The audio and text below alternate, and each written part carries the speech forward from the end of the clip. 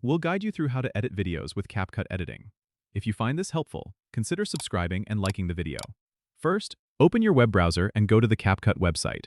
Once you're there, log in with your account or create a new one if you haven't already. After logging in, you'll see the dashboard. Click on Create New Project to start.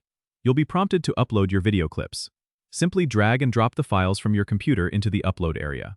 Once your files are uploaded, they will appear in the media library on the left.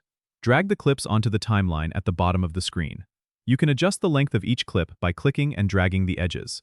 To add transitions between clips, click on the Transitions tab in the left side of the timeline, choose a transition you like, and drag it between the clips. For text overlays, click on the Text tab and choose from the available templates.